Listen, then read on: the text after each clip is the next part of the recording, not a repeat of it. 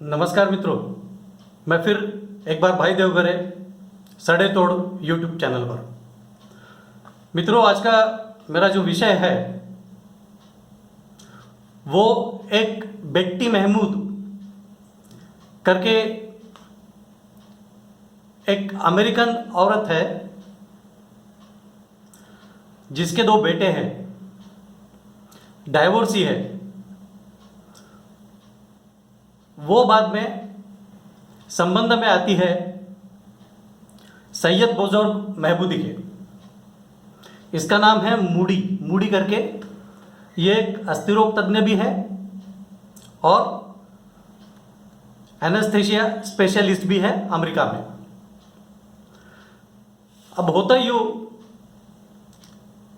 बेट्टी महमूदी ये नाम उसका जो है वो मूडी के शादी के बाद का नाम है। हम इसी नाम से इसको कंटिन्यू करेंगे और इस किताब को शब्दांकित किया है विलियम हॉफर ने। ये लव जिहाद अमेरिका का है और धीरे धीरे इसके पहलू मैं आपको बताते जाऊंगा। तो बेट्टी महमूदी की जब तबीयत खराब हो जाती है तब उसे देखने के लिए डॉक्टर मूडी आते हैं। डॉक्टर मूडी कभी कभी इनका काम जो है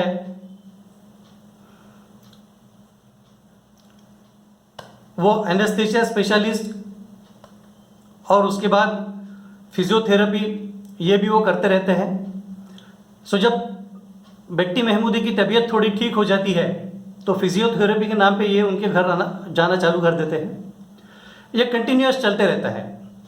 तो इसके बाद होता ही हो कि धीरे धीरे वो उसके साथ में जुड़ जाते हैं। बेट्टी महमूदी का जो स्वभाव है बहुत हंसमुख है।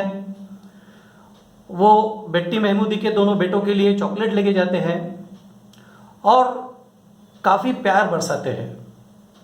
जैसे शादी के पहले इनकी आदत है कि सच्चाई छुपा के रखो और उनके रंग में ढल जाओ ताकि उनको लगे कि भैया इसके जैसा तो दूसरा सुंदर आदमी है ही नहीं दुनिया में। यही सिलसिला चलता है। आखिर में बेट्टी महमूदी के दोनों लड़के भी मान जाते हैं कि भैया हमारे लिए नए पिता तो बहुत अच्छे हैं, काफ़ी बढ़िया है। तो जब बेट्टी महमूदी को मूडी प्रस्ताव देता है शादी का तो सारे खुशी से झूम उठते हैं। बेट्टी महमूदी यानी बेट्टी महमूदी, इसके जैसा दूसरा पिता भी नहीं मिलने वाला, पति भी नहीं मिलने वाला। और ये बेसिकली है ईरान का। बेट्टी महमूदी का होम टाउन ईरान। तो भाई साहब इनकी शादी हो जाती है। शादी के बाद तो ये लोग जब तक पहला बच्चा होता नहीं तब तक के तो एकदम बढ़िया रहते हैं उसके साथ में। थोड़ा बहुत कोशिश करके देखते हैं धर्म बदलते हैं नहीं बदलती है, क्या करती है क्या नहीं करती है। तो ये पैतरे रहते हैं इनके। तो धीरे धीरे उसके ध्यान में आते हैं कि भैया ये धर्म वर्म कुछ बदलने वाली है नहीं, ये यही रहने वाली है और इसका ईरान में आने का कोई मूड भी नहीं है। तो भाई साहब ऐसा होते होते क्या होता है फिर, ऐसा होते होते इनको एक लड़की होती है जिसका नाम है महातो। फारसी में इसको हम कहेंगे चांदनी। अब ये लड़की भी 2-3 साल की हो जाती है, बड़ी हो जाती है। अब इतने में इनके घर में भाई साहब डेट्रॉइट में रहने के लिए एक इसका जो बंदा आता है, एक भाई आता है जिसका नाम है जिया हकीम। तो ये जिया हकीम इनके घर में डेट्रॉइट में आके रहता है और बेट्टी महमूदी का कहना ऐसा है कि ये जो बंदा है ये उसको भड़का रहा है, ये उसको सुलगा रहा है, कुछ तो भी गड़बड़ कर रहा है। मतलब वो बेट्टी महमूदी के कहने पे ध्यान भी नहीं दे रहा है। उसको अंग्रेजी समझ में आती है फिर भी वो दोनों अपनी भाषा में बात कर रहे हैं और कुछ तो भी खिचड़ी पक रही है। तो कुछ दिन बाद इनका भाई भी निकल जाता है अपने देश ईरान। ईरान में निकल जाने के बाद में बेट्टी महमूदी के जो पति हैं डॉक्टर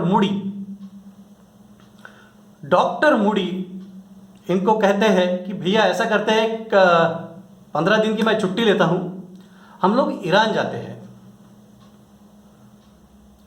अब ईरान जाना है ये सुनकर बेट्टी महमूदी कांप जाती है, दोस्तों से सलाह लेना शुरू करती है कि भैया ईरान जाऊं या नहीं जाऊं।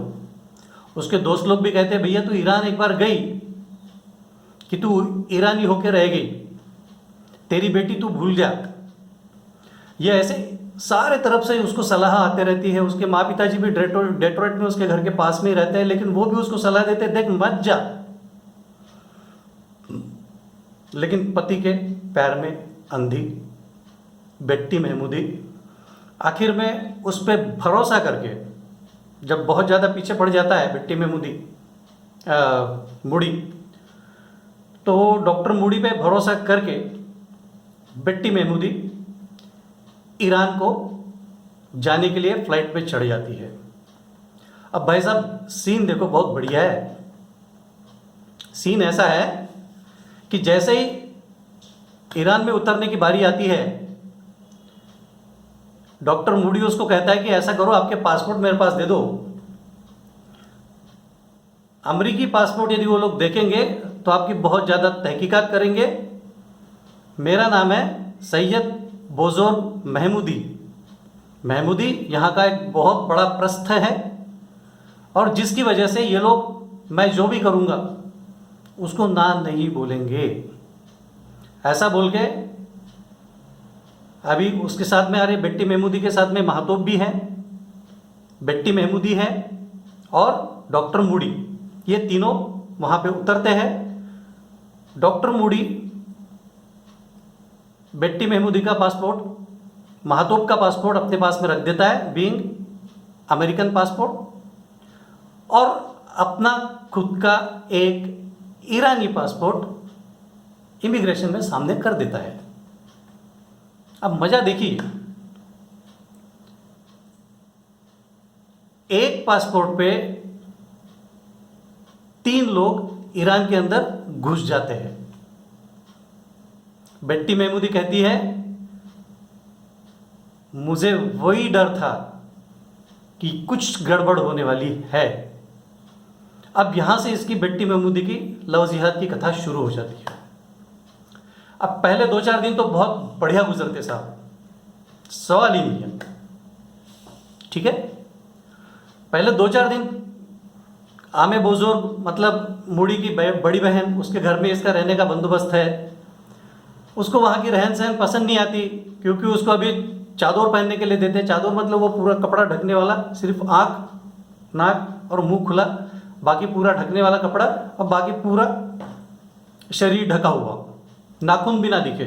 उसमें तो सामने ऐसा भी लिखा है कि ईरान में औरत के बाल की गेसू की एक बट भी बाहर निकल जाए, या थोड़े से 2-4 बाल भी बाहर निकल जाए उससे, तो बला के डंडे इनको पड़ते थे और उन पे कुछ भी केस दायर कर सकते थे पुलिस लोग वहाँ पे। इतना कड़क कानून में वहाँ के औरतों को रहना पड़ता है। और ये अमेरिकन औरत कभी ऐसी रही नहीं है, लेकिन उसको भी वो चादर पहननी पड़ रही है, पूरा आंख ढक लेना पड़ता है। बाहर भी जब जाती है तो इसको उन्हीं के पोशाक में औरत के जाना पड़ता है। लव जिहाद का इनका टैक्टिक्स यही है, पहले घर में लेके आओ, फिर घर में आने के बाद में जो करना है करो। अब वो भी सोचती है चलो यार 15 दिन निकालना है, 15 दिन की बात है। कहते कहते 13-14 दिन निकल जाते। जाने के लिए जब बात आती है कि चलो अभी परसों जाना है, तो बेट्टी महमूदी का पति डॉक्टर मूडी उसको कहता है देख मेरी नौकरी तो है नहीं, कुछ दिन और ठहर जाते।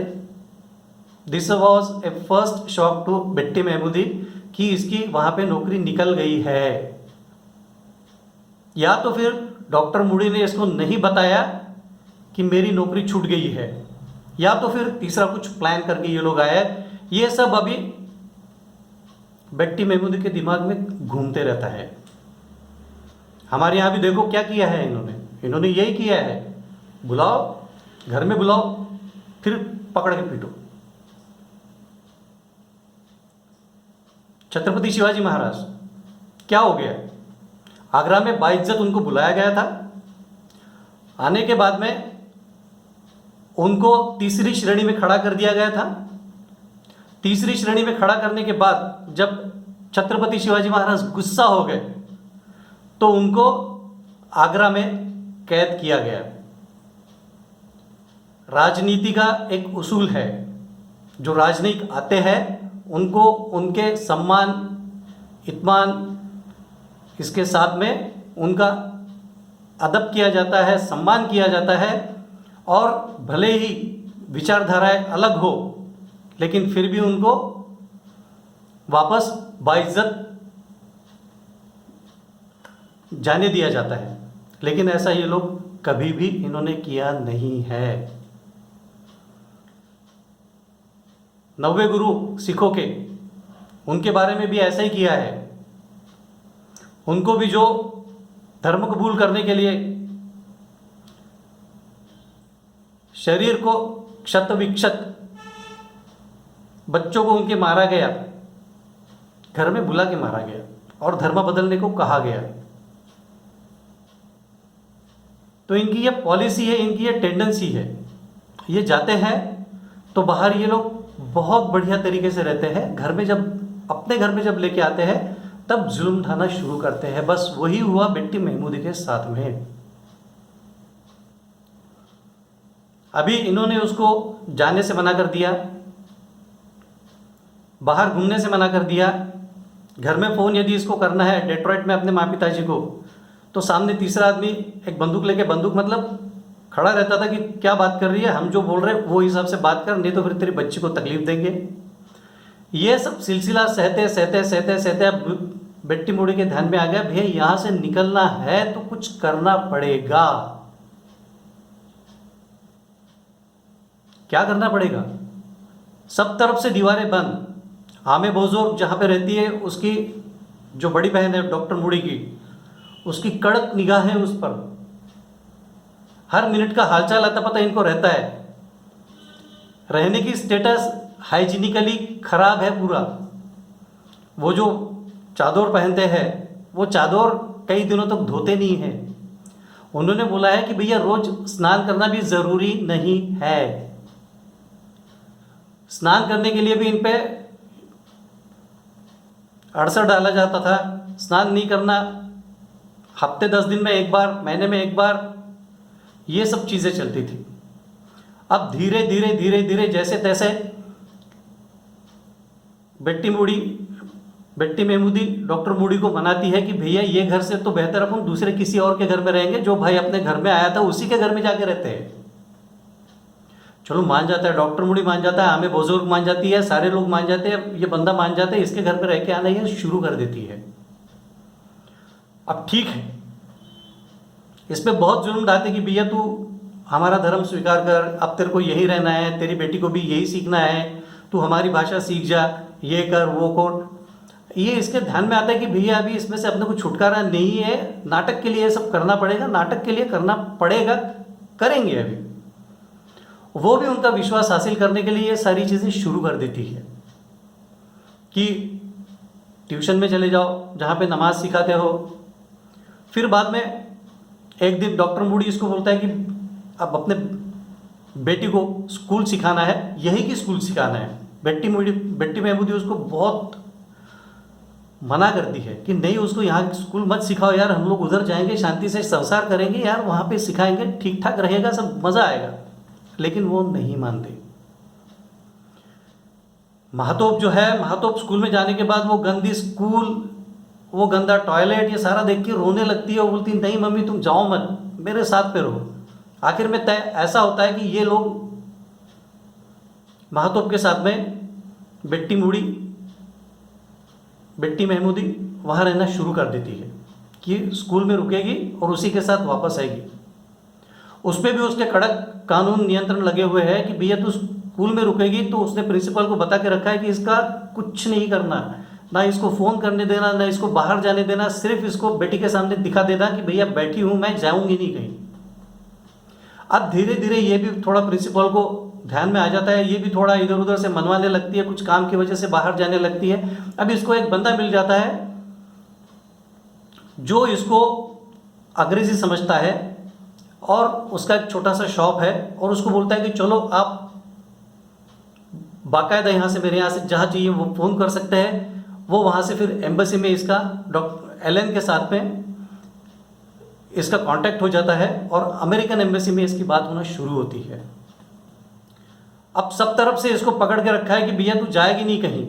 ये सारा के विश्वास संपादन करते करते करते करते अपना काम कर रही है, अमेरिकन एम्बेसी से बात कर रही है, कहीं महातोप को गार्डन में घुमाने ले गई, वहाँ एक दो चार अंग्रेजी लोग मिल गए बात करने वाले, उनसे बोल रही है कि भैया मेरे को यहाँ से छूटना है, कैसा छूटेंगे? तो वो भी बता रहे हैं उसको कि भैया लीगली नहीं छूट सकती, तेरे को इलीगल जाना पड़ेगा। इलीगल जाना पड़ेगा मतलब यहाँ से 2-4 पर्वत क्रॉस करके अंकारा तक जाना पड़ेगा। मतलब तू जब पर्वत क्रॉस करके ईरान के जब तुर्किस्तान में जाएगी, तुर्किस्तान के बॉर्डर पर भी तेरे को पकड़ेंगे, तकलीफ देंगे। वहाँ से भी यदि तू छूट गई तो फिर अंकारा जाना, अंकारे के अमेरिकन एम्बेसी में जाना है, तब तेरा कुछ भला हो सकता है। ऐसा एक अमाल करके बंदा है, वो इसको बताता है। पहला ऑप्शन तो इनका यही रहता है कि हम लोग जब जाएंगे तो फ्लाइट से जाएंगे, लेकिन किसी कारणवश फ्लाइट से वो लोग नहीं जा पाते, तकलीफ आती है। तो इस बताए हुए जीवनी में उन्होंने ये बताया है कि भैया उस पर इतने जुल्म ढाते कि वो एक जगह थक जाती।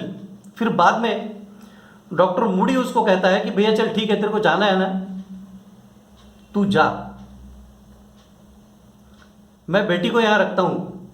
बेटी मतलब माधो, तू अमेरिका में जा, तेरे पिताजी की तबीयत खराब है, उनकी तबीयत देख ले, वहाँ की सारी प्रॉपर्टी बेच दे, वो पैसा मेरे को ट्रांसफ़र कर, और फिर तू इधर में आ जा, हम लोग साथ में रहेंगे यहाँ पे एक बड़ा सा घर लेके। भाई साहब, अब ये सुनने के बाद में एक औरत क्या करेगी? मुश्किल काम है। ये लोग यहाँ पे इतना सारा पैसा आने के बाद में कितनी भी शादी कर सकते हैं, 4 शादी तो करते ही करते हैं। फिर ये लोग पहले बीवी को तो बस कचरे में डाल के रख देते हैं।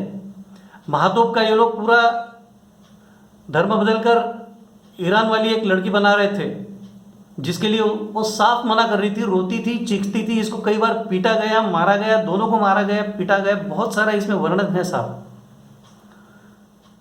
तो ये लोग ऐसा करते क्यों हैं? तो ये इनकी आदत है। ये दूसरों को बाहर जाके जब भी मारेंगे तो पूरे जमाव के साथ जाके मारेंगे,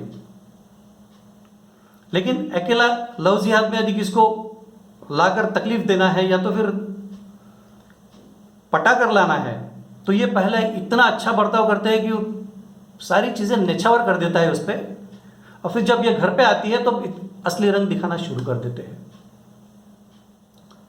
आज तक मेरे को ये बात समझ में नहीं आई, और ये कंसर्न मैं सबके सामने रखना चाहता हूं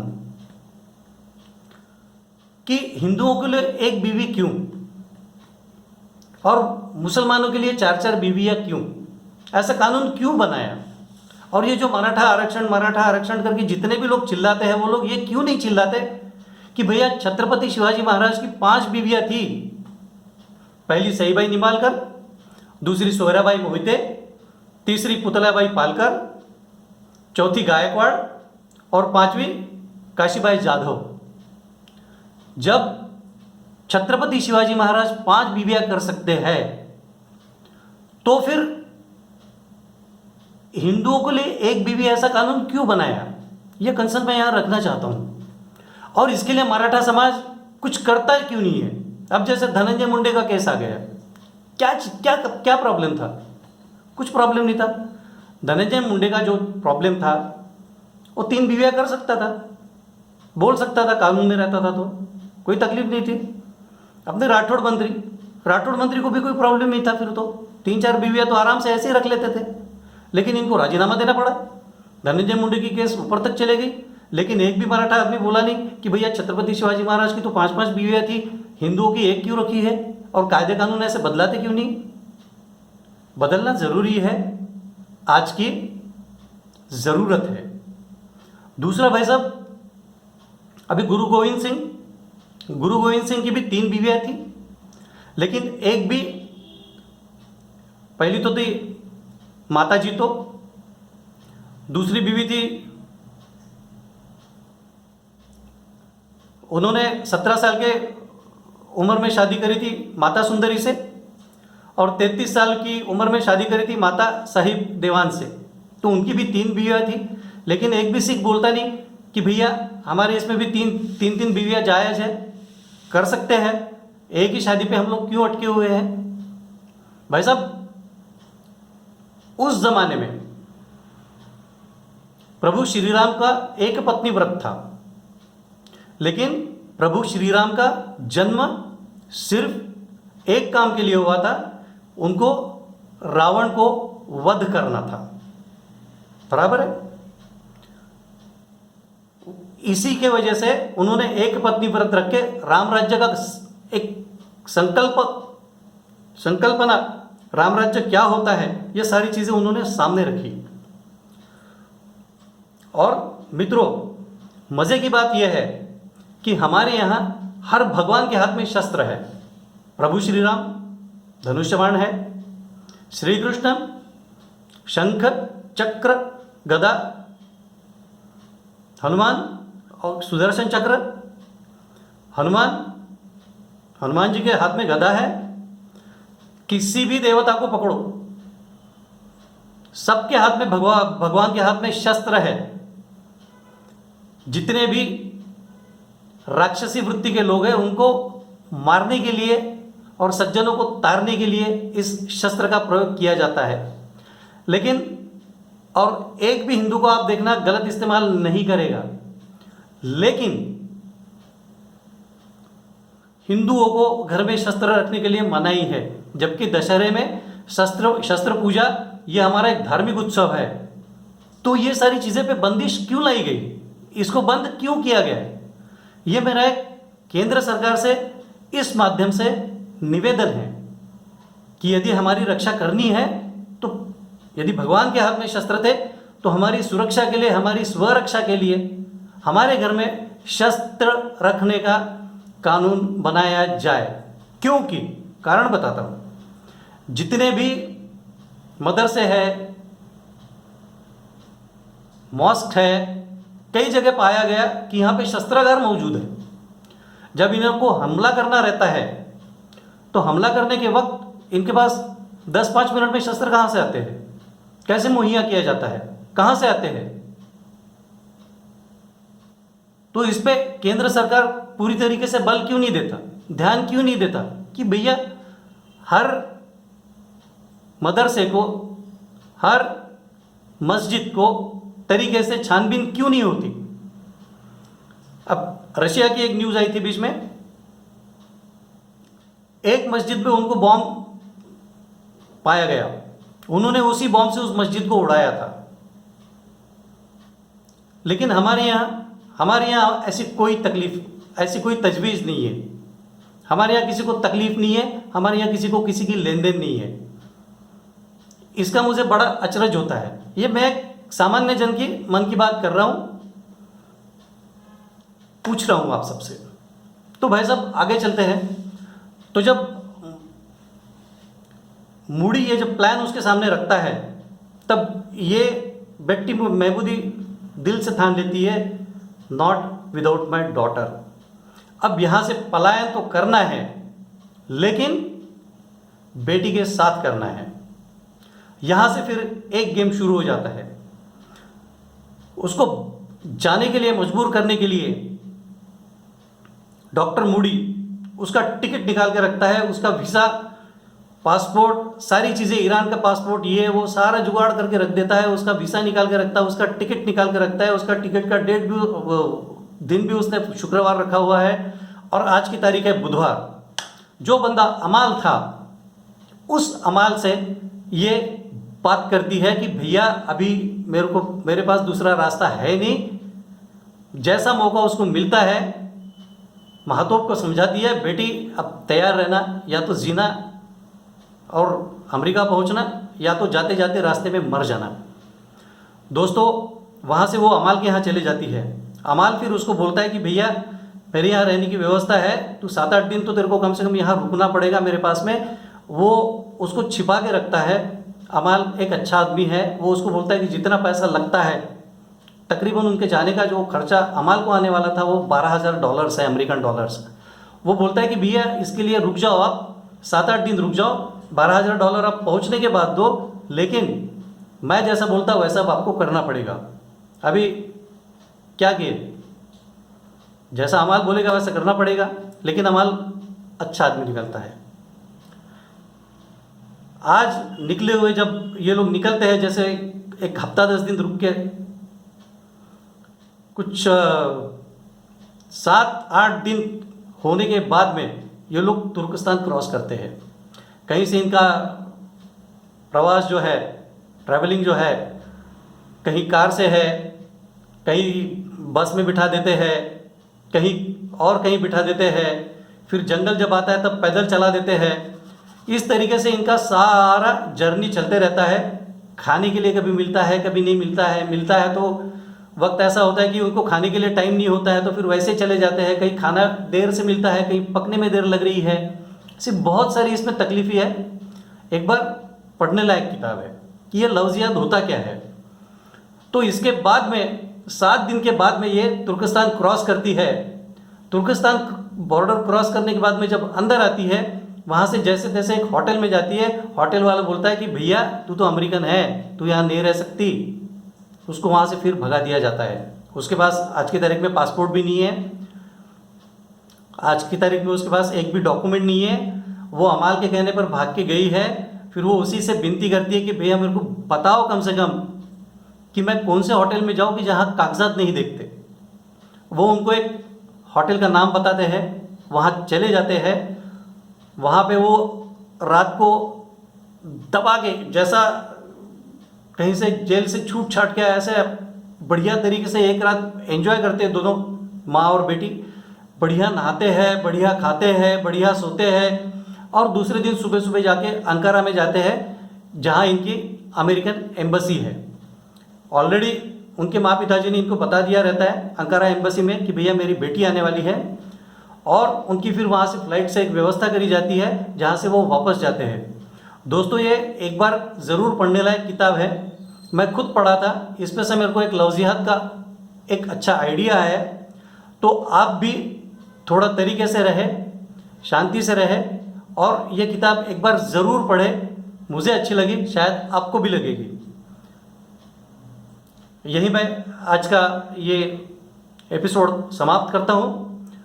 लाइक, सब्सक्राइब और शेयर के लिए बहुत बहुत धन्यवाद।